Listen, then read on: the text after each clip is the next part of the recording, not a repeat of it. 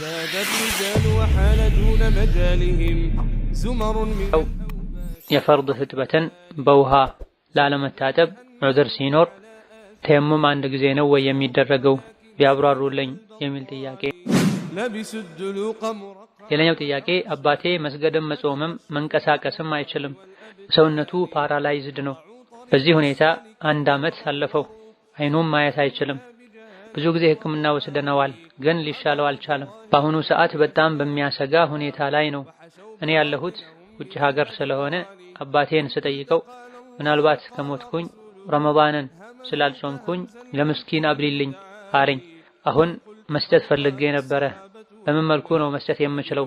የ30 ቀን ረመዳን 30 ኪሎ ሩዝ ለምስኪን ማከፋፈል ይቻላል ወይስ እንዴት ነው ማድረግ ያለብኝ ያብራሩልኝ የሚል ጥያቄ። ሌላኛው ጥያቄ ባለቤቴ ከልጅነቱ አንስቶ ያሳደገው እንጀራ አባቱ ነው። የባለቤቴ እንጀራ አባት ለኔ አጅነቢ ሆነብኛል። እህቴ ከ6 ዓመት በፊት ሞታለች። ቤት ቦታና 35 ሺህ ብር ነበራት። አንድ ወንድ ልጅ አላት። ስትሞት ንብረቷን ተከፋፍለውታል። ቤቱን ለልጁ እንዲሁም ቦታውን ለአባቴ ሰጡት። አባቴ ግን ቦታውን ለኔ በስጦታ ሰጠኝ። እኔም በሰዓቱ የየቲም ሐቅ ነው ስለው ንብረቱ በሸሪዓ መልክ ነው የተከፈለው አለኝ። እኔ ቤት ሰራሁበት። ቤቱ ከተሰራ በኋላ ሳስበው የየቲም ሐቅ ይሆንብኝ እንደሆን እያልኩ እያሰብኩ ነው። የየቲም ሐቅ ይሆንብኛል ወይስ አይሆንብኝም? ከሆነስ ምን ማድረግ አለብኝ? 35 ሺህ ብሩን ወላጆች አጥፍተውታል። ለምን አጠፋችሁ? የየቲሙን ብር ስላቸው የአትክልት መሬት ተተክቶለታል አሉ። መሬት መሰጠቱን ሲያውቁ ወንድሞች ልጁን ይመቱታል፣ ያሰቃዩታል አሉኝ። እዛ እንዲኖርም አይፈልጉም። ሙሉ ወጪውን እኔ ነኝ የምሸፍነው። አትምቱት ስላቸው መሬታችንን ወስዶ እያሉ ይዝታሉ። ምክርም ስጧቸው የሚል ጥያቄ። እኔ ውጪ ሀገር ሆኜ ሀገር ኒካህ ታሰረልኝ። ባለቤቴ ሀገር ነው ያለው እና ስመጣ ኒቃብ መልበስ እጀምራለሁ ብዬ ስነግረው አይሆንም፣ ጅልባብ ብቻ ነው የምትለብሺው፣ ኒቃብ አሁን አይደለም ቁርአን አኽተመሽ ስጨርሺ አለኝ። ደሞ ኒቃብ ሱና ነው እንጂ ዋጅብ አይደለም ይለኛል። እኔ አልተስማማሁም። አይሆንም ለብሼ ማኽተም እችላለሁ ስለው በኔ ሐሳብ ልንስማማ አልቻለም። በኔ ሐሳብ ማይስማማ ከሆነ ምን ማድረግ አለብኝ? እንዴት ይታያል? ጀዛኩሙላህ ኸይራን የሚል ጥያቄ። اغتنم رحمك الله حياتك النفيسة واحتفظ بأوقاتك العزيزة. الحمد لله حمدا كثيرا طيبا مباركا فيه كما يحب ربنا ويرضى، وصلى الله وسلم على نبينا محمد وعلى آله وأصحابه ومن به اقتدى وسلم تسليما كثيرا. اللهم لا علم لنا إلا ما علمتنا إنك أنت العليم الحكيم. يا معلم آدم وإبراهيم علمنا، ويا مفهم سليمان فهمنا، وأعوذ بك اللهم أن أقول فيك ما ليس لي به علم فأضل وأضل. أما بعد ቁጥር 155 ከተማሪዎች ለሚመጡ ጥያቄዎች መልስ የምንሰጥበት የዛዱል መዓድ ፈታዋ ነው። ዛሬ ከምናያቸው ጥያቄዎች የመጀመሪያው የፈርድ ህጥበትን በውሃ ላለመታጠብ ዑድር ሲኖር ተየሙም አንድ ጊዜ ነው ወይ የሚደረገው ቢያብራሩልኝ የሚል ጥያቄ ነው። ዲን አልእስላም ገር የሆነ ዲን ነው። ሸሪዓ የሚያዘን ነገሮች በሙሉ በሰው አቅም የሚቻሉ ናቸው። በመሰረቱ ገር የሆነው የሸሪዓ ህግም አንዳንድ አስቸጋሪ ሁኔታዎች ሲገጥሙ ይበልጥ ይገራል፣ ይቀላል። ውዱእ የሌለው ሰው ሶላት ውስጥ ሲገባ ውዱእ ማድረግ ግዴታ ይሆንበታል። ካልቻለ ተየሙም ያደርጋል። አለመቻል አንዳንዴ ውሃ በማጣት ሊሆን ይችላል። ሌላ ጊዜ ውሃ እንዳይጠቀሙ የሚያደርግ በሽታ ህመም በመኖር ምክንያት ሊሆን ይችላል። ትጥበትም ላይ ይሄው ነው የሚባለው። ጀናባ የሆነ ሰው አልያ ደግሞ ከወረባ ወይም ከወሊድ ደም የጠራች ሴት ገላቸውን መታጠብ ግዴታ ይሆንባቸዋል። ነገር ግን እንዳይታጠቡ የሚያደርግ በቂ ምክንያት ካለ የውሃ ጦት አልያ ደግሞ ውሃ እንዳይጠቀሙ የሚያደርግ በሽታና ዑድር ካለ መታጠቡ ቀርቶ ተየሙም ይደረጋል። ተየሙሙ ለውዱእም ይሁን ለትጥበት አንድ ጊዜ ብቻ ነው የሚደረገው። አፈር አቧራ ያለው መሬት ላይ እጅን መታ በማድረግ ከዛ በኋላ ፊትና የሁለት መዳፎችን የውጨኛውን አካል በማበስ በትጥበቱ ፋንታ ተየሙም ማድረግ ይቻላል። ለውዱእ ሲሆን ለውዱእ ሲሆን አንድ ራሱን የቻለ የተየሙም አደራረግ፣ ለትጥበት ሲሆን ሌላ ራሱን የቻለ አደራረግ የለም። ትጥበት ስለሆነ ሙሉ ሰውነትን አፈር ማስነካት ግዴታ ይሆናልም አይባል። አላህ በተከበረው ቃሉ ወኢን ኩንቱም መርዳ አው ዐላ ሰፈሪን አው ጃአ አሐዱን ሚንኩም ሚነል ጋኢጢ አው ላመስቱሙ ኒሳአ ፈለም ተጅዱ ማአ ፈተየመሙ ሰዒደን ጠይባ ፈምሰሑ ቢውጁሂኩም ወአይዲኩም ነው ያለው። በሽተኛ ከሆናችሁ አሊያ ደግሞ መንገደኛ ሆናችሁ ካጣችሁ ሀገር ውስጥም ያሉ ውሃ ቢጠፋ አንድ ነው ሁክሙ። አሊያ ደግሞ ውዱእ ከፈታችሁ አሊያ ደግሞ የግብረ ስጋ ግንኙነት ካደረጋችሁ ከዛም ውሃ ካላገኛችሁ ንጹህ የሆነ የምድር ገጽን በመፈለግ ፈምሰሑ ቢውጁሂኩም ወአይዲኩም ፊትና መዳፎቻችሁን አብሱ ነው ያለው። ለትጥበቱም ለውዱኡም የሚደረገው ተየሙም አንድ እንደሆነ በግልጽ የሚያሳይ የቁርአን አንቀጽ ነው። ሌላኛው ጥያቄ አባቴ መስገድም መጾምም መንቀሳቀስም አይችልም፣ ሰውነቱ ፓራላይዝድ ነው። በዚህ ሁኔታ 1 ዓመት አለፈው። አይኑም ማየት አይችልም።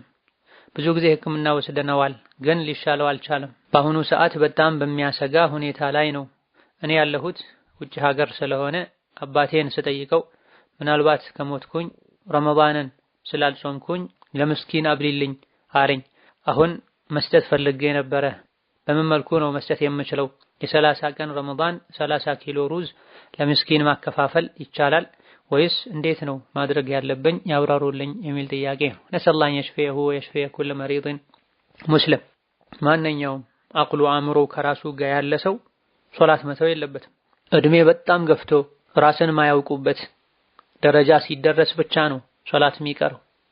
አካል ባይንቀሳቀስ ልቡ አቅሉ ከራሱ ጋር እስካለ ድረስ ለሶላት የሚደረጉ ዝግጅቶችን የሚቻለውን ያክል አድርጎ ራሱ ማድረግ ካልቻለ ቤተሰብ አድርጎለት ሁሉንም ሶላት በወቅቱ መስገድ ካልቻለ ዙህርን ከዐስር መግሪብን ከዒሻ ፈጅርን በወቅቱ ሊሰግድ ይገባል። ፈተቁላህ መስተጣዕቱም የተባሉ በቻላችሁት ያክል አላህን ፍሩን የተባሉ። ቆሞ መስገድ ያልቻለ ቁጭ ብሎ ይሰግዳል። ከሱሐቦች መሃል አንዱን ታሞ ነብይ ሊጠይቁት በሄዱ ጊዜ ከቻልክ ቆመህ ስገድ፣ ካልቻልክ ቁጭ ብለህ ስገድ፣ ካልቻልክ በጎንህ ጋደም ብለህ ስገድ ብላ። ስለዚህ አቅሉ ልቡ ከራሱ ጋር ያለ ሰው ሶላት አይተው ለግዴታ ትጥበት መታጠብ ካልቻለ ተየሙም ያደርጋል። ውዱእ ራሱ ማድረግ ማይችል ከሆነ ቤተሰብ ያደርግለታል፣ ያስደርገዋል። ተየሙሙንም ራሱ ማድረግ ካልቻለ ቤተሰብ ያስደርገዋል።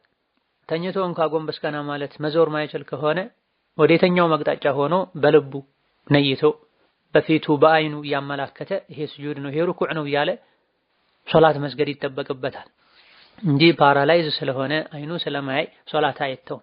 ጾሙን በተመለከተ የሆነ ጊዜ ላይ ድኖ ሙሉ አፍያውን ያገኛል የሚል ተስፋ ካለ ይጠበቃል።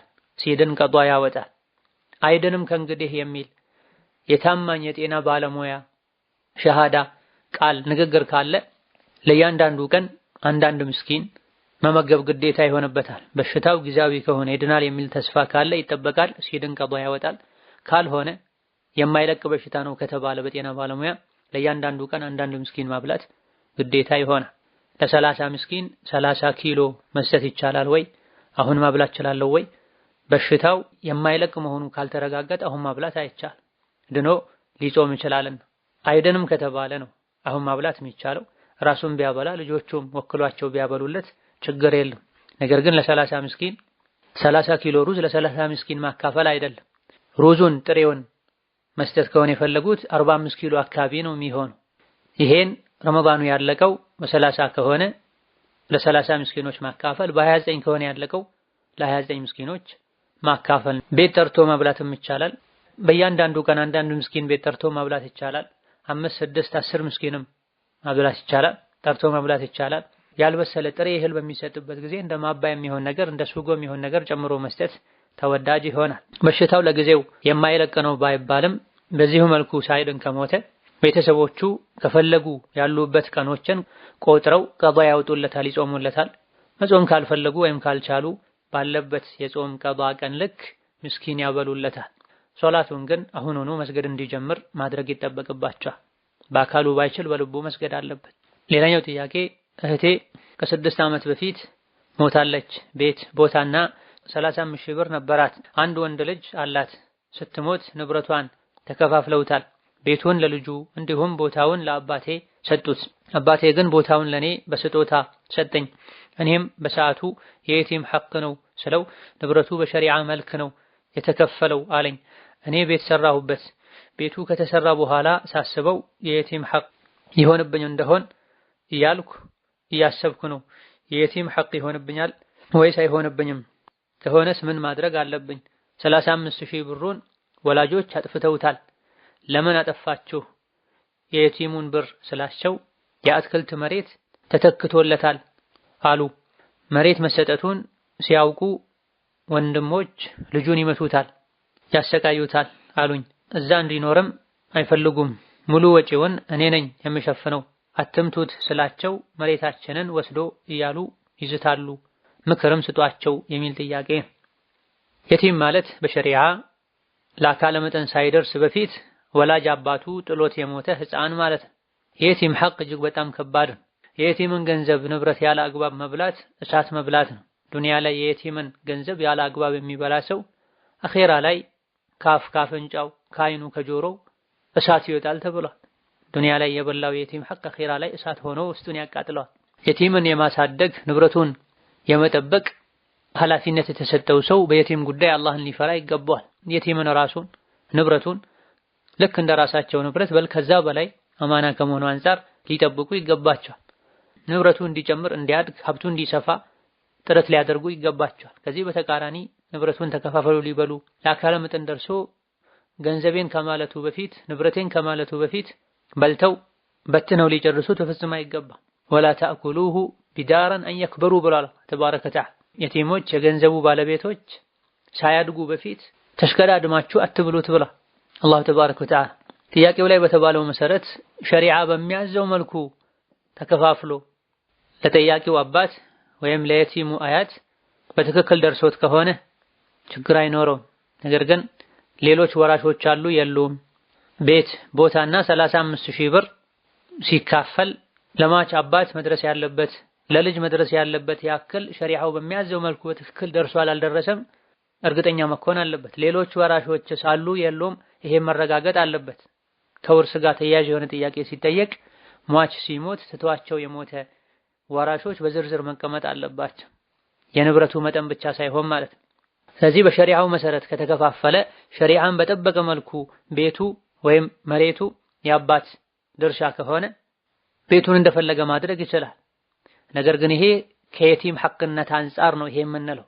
በሌላ በኩል ግን የጠያቂው አባት ሌሎች ልጆች ያሉት ከልጆቹ መሃል አንዱን ለይቶ ጠያቂው ወንድ ይሁን ሴት እዚህ መረዳት አልቻልኩም፣ ከልጆቹ መሃል ለአንዱ ወይም ለአንዷ አባት ነጥሎ ስጦታ መስጠት አይችልም በሸሪዓ። ለሌሎችም ተመሳሳይ ስጦታ የሰጠ መሆን አለበት። አሊያ ደግሞ ለገሌ የሰጠው ብለው ተስማምተው መሆን አለበት። አሊያ ደግሞ የተሰጠው አካል በጊዜው እንዲሰጠው የሚያደርግ ሁኔታ ላይ ስላለ ተሰጥቶት ሌሎችም እዚህ ደረጃ ላይ ሲደርሱ እንዲህ ነገር ሲያስፈልጋቸው እሰጣለሁ በሚል ንያ ከሆነ እንጂ እንዲሁ ከልጆች መሃል አንዱን ነጥሎ ለሌሎች ልጆች ያልተሰጠ አይነት ስጦታ አይሰጥም። ነብዩ ሰለላሁ ዐለይሂ ወሰለም ከልክለዋል ይሄ። ስለዚህ ከየቲሙ ወደ አባት መሸጋገሩ በሸሪዓ መንገድ ከሆነ ችግር የለውም። በሸሪዓ መንገድ ነው ወደሱ የደረሰው መጣራት ያለበት ጉዳይ ነው። ዝርዝር ሁኔታዎች ተገልጸው እሱ ያለ አግባብ ከየቲሙ ወስዶ ለልጅ የሰጠ እንደሆነ ሁለት ጥፋት ነው የሚሆነው።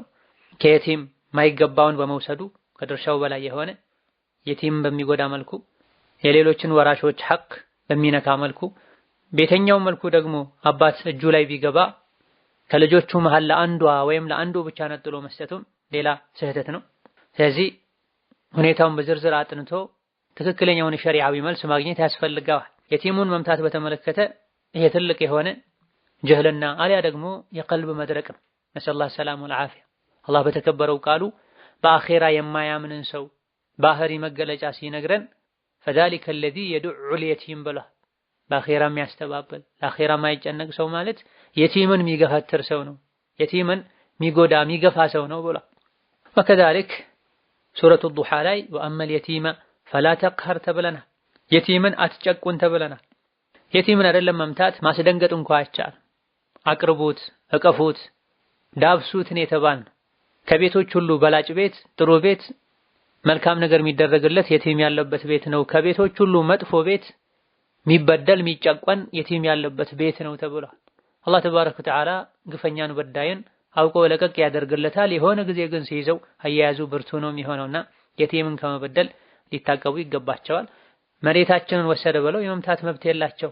አባታቸው በህይወት እስካለ ድረስ መሬት የአባት ነው። አባት በፍቃዱ መሬት ከሰጠ ያውም በሌላ በኩል የየቲሙን 35 ሺህ ብር ከመውሰዱ ጋር ከሆነ መሬት የሰጠው ልጁ አይደለም የወሰደው አባት ነው መሬት የሰጠው። ከአባት ጋር ነው መነጋገር ያለባቸው። ስለዚህ አላህን ሊፈሩ የቲሙን ይቅርታ ሊጠይቁ በሚችሉት ያክል ሊያስደስቱት ይገባል። በዳይነት ሰው መበደል አኺራ ላይ መዘዙ የከፋ ነው። ሌላኛው ጥያቄ ባንክ ቤት 220 ሺህ ብር ነበረኝ ዘካ ሳላወጣለት 1 ዓመት አልፎታል። ከዛም በ120 ሺህ ብር የእርሻ መሬት ተገዛበት። አሁን ዘካውን መስጠት ፈልጌ ነበረ። የ100 ሺህ ብሩን ነው ዘካ የምሰጠው ወይስ መሬት የገዛሁበትንም ጨምሬ ምን ማድረግ አለብኝ የሚል ጥያቄ። መሬቱ ሳይገዛ በፊት 220 ሺህ ዓመት ሞልቶት ከነበረ ከዛ በኋላ ከሆነ መሬት የተገዛው ዘካ መውጣት ያለበት ከ220 ሺህ በሙሉ ነው። መሬት ስለተገዛበት ተብሎ ዓመት ሙሉ የተቀመጠው ገንዘብ ዘካው አይቀርለትም። ዓመት ሳይሞላው በፊት ለመኖሪያ ቤት መሬት ቢገዛበት ሌላ ነገር ላይ ወጪ ቢደረግ የኔ ዘካ አይወጅብበትም። ዓመት ከሞላው በኋላ ግን ገንዘቡ የጠፋው ወጪ የተደረገው ለምንም ይሁን ለምን ዘካው አይቀር። ሌላኛው ጥያቄ 130 ሺህ ብር ዓመት የሞላው አለኝ ዘካ ለማውጣት ፈልጌ ነበረ። ስንት ብር ይሆናል? ለአጎቴ ለአክስቴና ለወንድሜ መስጠት እችላለሁ?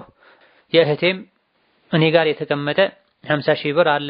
እሷ ስለ ሸሪዓ አታውቅም። እኔ ባወጣላት ምን ችግር አለው? የእርሷ ስንት ይሆናል ያብራሩልኝ የሚል ጥያቄ ነው። ዘካ ዓመት እንደሞላው መስፈርቱ እንደተሟላ ፈጥኖ ማውጣት ግዴታ ይሆናል። ማዋል ማሳደር ማዘግየት አይቻልም። ዘካ ሲያወጡ ንያ ያስፈልገዋል። ሁሉም ሰው የራሱን ገንዘብ ንብረት አስቦ ራሱ ነይቶ ማውጣት አለበት። ራሱ ማውጣት የማይችል ሰው ሌሎች እንዲያወጡለት ያለበትን የዘካ መጠን ነግሮ ውክልና መስጠት ይጠበቅበታል።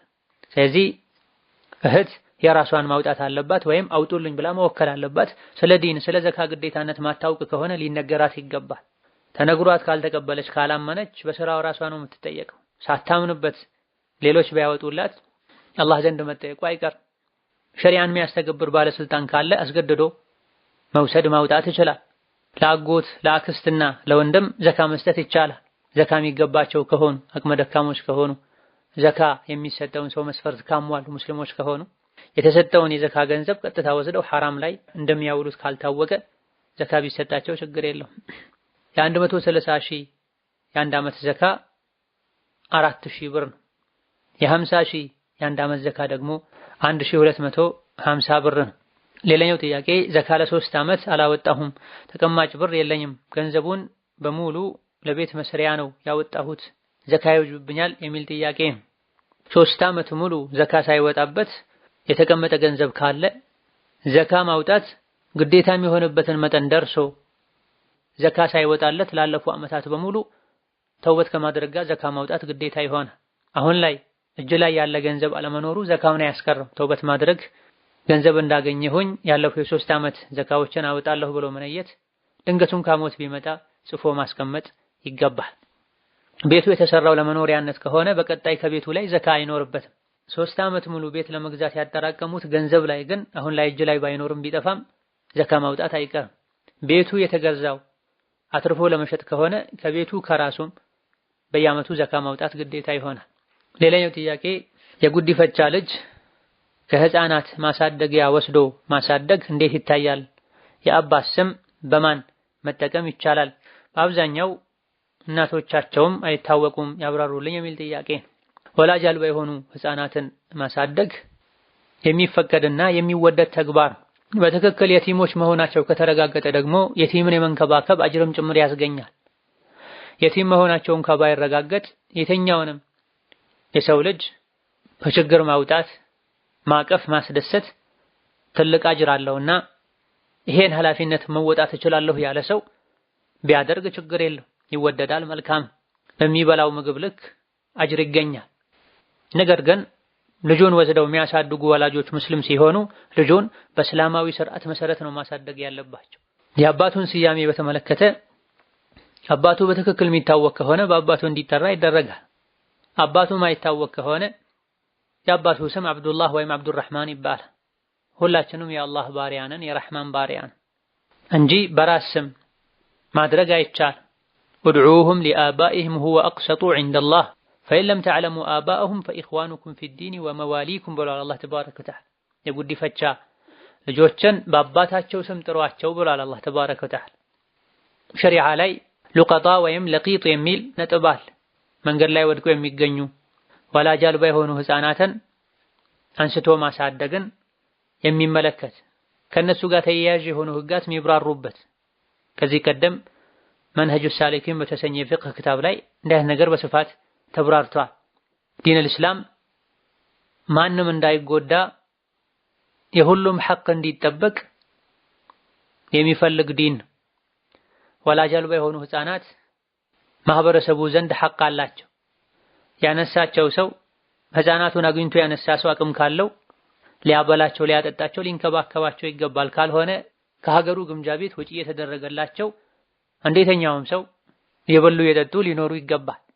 ቤት ወስዶ እንደዚህ አይነት ህፃናትን የሚያሳድግ ሰው ምንም እንኳ ከልጆቹ ጋር ቀላቅሎ ቢያሳድግ አባት እናት አይባል። ዘር መቀላቀል በዲናችን የተከለከለ ነው። የራሱ ልጅ ያልሆነን የራሴ ልጅ ነው ማለት የለበትም። ኋላ ላይ ከአጅነቢይነት ጋር ከጋብቻ ጋር ተያይዘው የሚመጡ ብዙ ነገሮች ሊኖሩ ይችላል። በዚህ መልኩ ከማደጎ ቤት ተወስዶ ተቀላቅሎ የሚያድግ ህፃን ልጅ ያደገ ህፃን ልጅ ገና ጨቅላ ህፃን ያለ ከሁለት ዓመት በታች ያለ ከቤተሰብ ጋር ተቀላቅሎ ቤት ውስጥ ያለችዋን ሴት የእናትን ጡት እስካልጠባ ድረስ ሲያድግ ቤት ውስጥ ላሉ ልጆች አጅነቢ ነው የሚሆን። ሲያድጉ ከነሱ ጋር ተነጥሎ መቀመጥ አይችልም። ወንድ ከሆነ ከሴቶች ጋር፣ ሴት ከሆነች ከወንዶች ጋር መታየት መነካካት አይችሉም። እንደየትኛውም አጅነቢ ስርዓቱን ጠብቆ ነው መኖር ያለበት።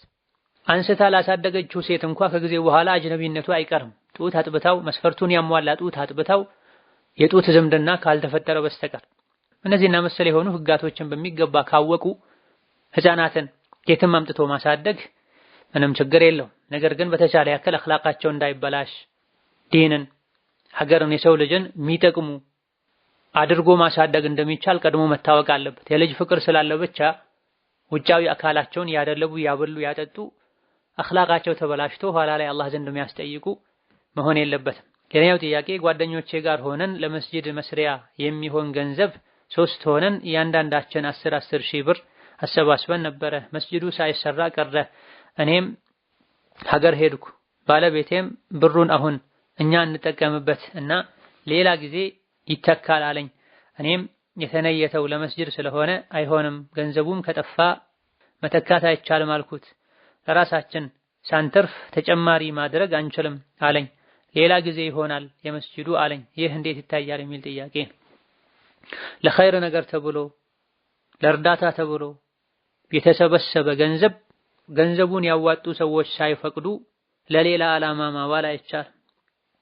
ገንዘቡን የሚያሰባስቡ ሰዎች ተወካዮች ናቸው። አንድ ነገር አድርግ ተብሎ የተወከለ አካል የወከለው አካል ሳይፈቅድለት ምንም ነገር ማድረግ አይችልም።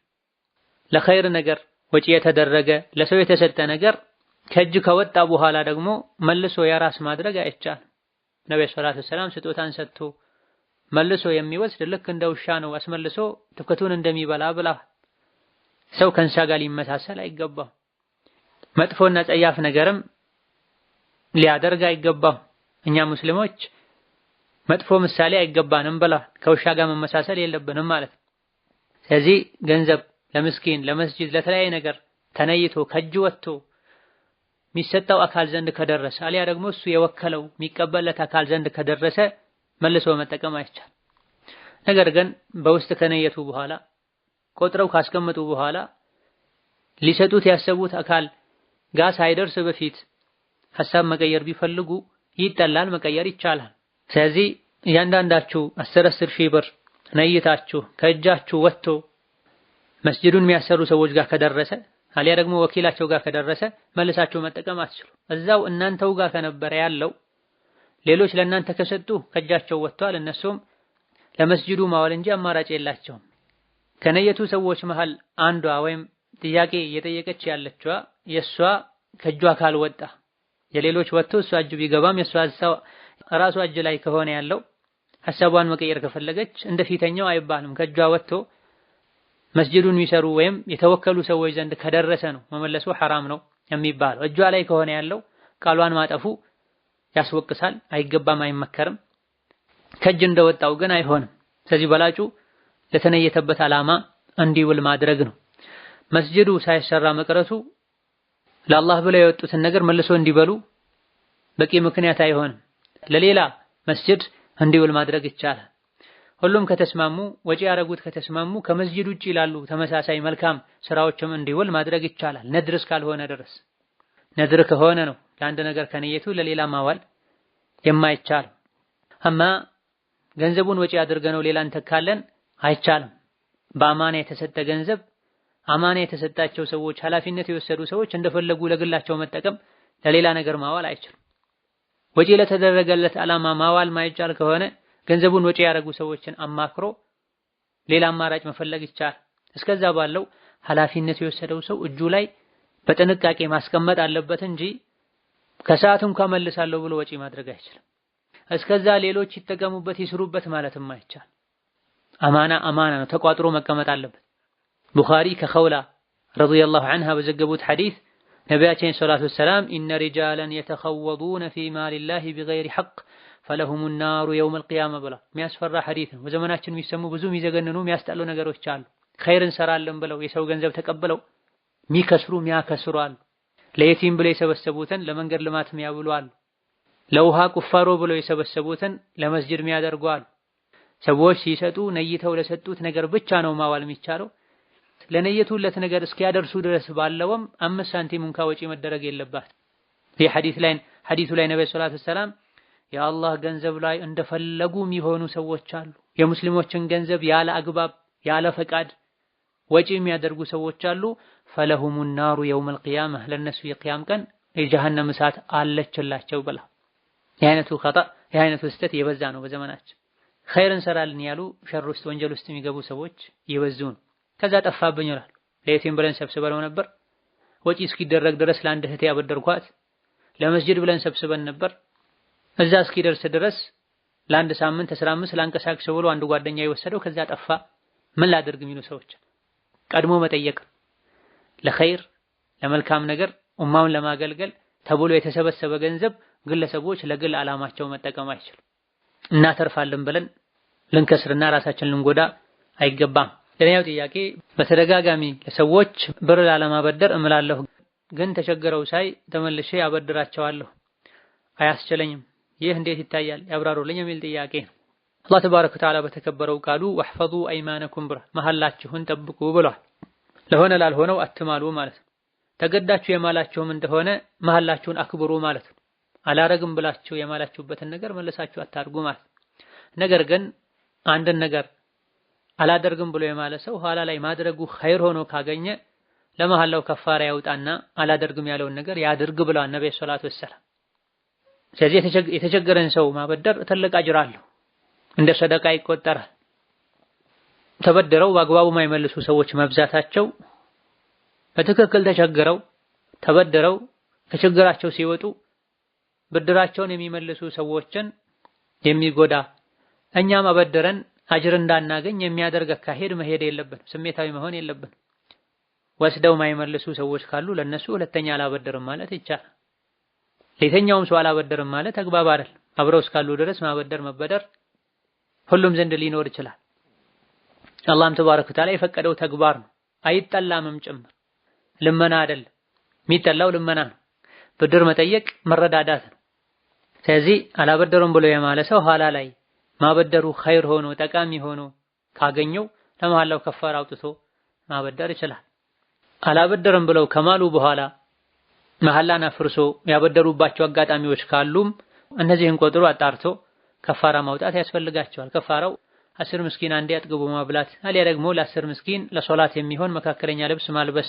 ይሄን ማድረግ የሚችሉበት አቅም ከሌለ 3 ቀን መጾም። ሌላኛው ጥያቄ ባለቤቴ ከልጅነቱ አንስቶ ያሳደገው እንጀራ አባቱ ነው። የባለቤቴ እንጀራ አባት ለኔ አጅነቢ ይሆንብኛል። አሁን የባለቤት የእንጀራ አባት አጅነቢ ይሆናል። አጅነቢ የማይሆነው የባለቤት ቀጥታ የወለደው አባትና አያቶቹ ናቸው። ሌላኛው ጥያቄ እኔ ውጪ ሀገር ሆኜ ሀገር ኒካህ ታሰረልኝ። ባለቤቴ ሀገር ነው ያለው እና ስመጣ ኒቃብ መልበስ እጀምራለሁ ብዬ ስነግረው አይሆንም ጅልባብ ብቻ ነው የምትለብሺው፣ ኒቃብ አሁን አይደለም ቁርአን አክተመሽ ስጨርሺ አለኝ። ደግሞ ኒቃብ ሱና ነው እንጂ ዋጅብ አይደለም ይለኛል። እኔ አልተስማማሁም። አይሆንም ለብሼ ማክተም እችላለሁ ስለው በኔ ሐሳብ ልንስማማ አልቻለም። በኔ ሐሳብ ማይስማማ ከሆነ ምን ማድረግ አለብኝ? እንዴት ይታያል? ጀዛኩሙላህ ኸይረን የሚል ጥያቄ። በተቻለሽ ያክል አስረጅው። ኒቃብ የሸሪዓ አካል ነው። የሱሐባ የታቢዒ ሴቶች ሲያደርጉት የነበረ ተግባር ነው። ሱና ነው ዋጅብ አሁን ኺላፍ አለበት። ነገር ግን በርካታ ማስረጃዎች የሚያጠናክሩት ትክክለኛው አቋም ኒቃብ መልበስ ዋጅብ ነው። ዋጅብነቱን የሚያሳዩ የቁርአን የሐዲስ ማስረጃዎች አሉ። ዋጅብ ከሆነ ደግሞ ባል ሚስቱን ዋጅብና ግዴታ የሆነ ነገር መከልከል የለበትም። ለምንስ ነው የሚከለክለው? ባለቤቱ የምትለብሰው ኒቃብ ባልን ምኑን ይጎዳዋል? ኸይርን መልካም ሚስቱን ይበልጥ ያስከብርለታል። አይ ቁርአን ስታኸትሚ ነው የምትለብሺው ለሚለው ምን ማስተማመኛ አለ? ቁርአን ማክተምና ኒቃብ መልበስን ምን አገናኘው? ሸሪዓ ላይ ኒቃብ ለመልበስ መሟላት ካለባቸው መስፈርቶች መሃል አንዱ ቁርአን ማክተም ነው፣ ኪታብ መቅራት ነው የሚል ማስረጃ የለም፣ መስፈርት የለም። ሒጃብ አድርጉ የሚለው የቁርአን አንቀጽ በወረደ ጊዜ የነቢ ባለቤቶች እንደተናገሩት የሱሐባ ሴቶች ፊታቸውን መሸፈን ጀመራል። ይሄ የቁርአን አንቀጽ ሲወርድ ፊታቸውን የሸፈኑ ሴቶች በሙሉ ሁሉም 30 ጁዝ ቁርአን ያከተሙ ነበሩ ማለት አይቻልም። ስለዚህ በመሰረቱ በኒቃቡ እስካመነ ድረስ አሁኑኑ መፍቀድ አለበት። አሁን ካልፈቀደ ወደ ኋላ መፍቀዱም አስጊና አጠያቂ ከመሆኑ አንፃር አሁኑኑ ኒቃብ አድርገሽ እስከነ ኒቃብሽ ሊቀበል ይገባዋል። ይሄን ለማሳመን መደራደር። ሌላኛው ጥያቄ ባለቤቴ ሳውዲ ሲመጣ ባህር ላይ ቀርቷል አሉኝ። ደላላው እርግጡን አላወቅኩም አለኝ እና ምን ማድረግ ይጠበቅብኛል የሚል ጥያቄ። የሰው ልጅ ነፍሱን የመጠበቅ ግዴታ አለበት። ባለንበት ዘመን ሀገራት ህገወጥ የሆኑ ሰዎች ወደ ድንበራቸው እንዳይገቡ ከፍተኛ ጥንቃቄ በሚያደርጉበት የተለያዩ እርምጃዎች በሚወሰድበት ወቅት ላይ የሰው ልጅ ነፍሱን አርክሶ በባህር በበረሃ ሊጓዝ የአውሬ የባህር እንስሳት ቀለብ ሊያደርግ ራሱን በፍጹም አይገባም። አላህ በተከበረው ቃሉ ወላ ቱልቁ ቢአይዲኩም ኢላ ተህሉከ ብለ ራሳችሁን ለአደጋ አታጋልጡ ብለ። የሰው ልጅ ነፍሱ አላህ ዘንድ ታስጠይቃለች፣ አካሉ አላህ ዘንድ ያስጠይቃል። ስለዚህ በዚህ መልኩ በበረሃ መጓዝ በዲናችን አይፈቀድም። ራስን ለአደጋ የሚያጋልጥን ነገር ማድረግ አይቻልም። ስራ እንደሆነ በአንድ ሀገር ብቻ የተገደበ አይደለም። በሁሉም ሀገር በርትቶ ጠንክሮ ከሰሩ አላህ ተባረከ ወተዓላ ይረዝቃል።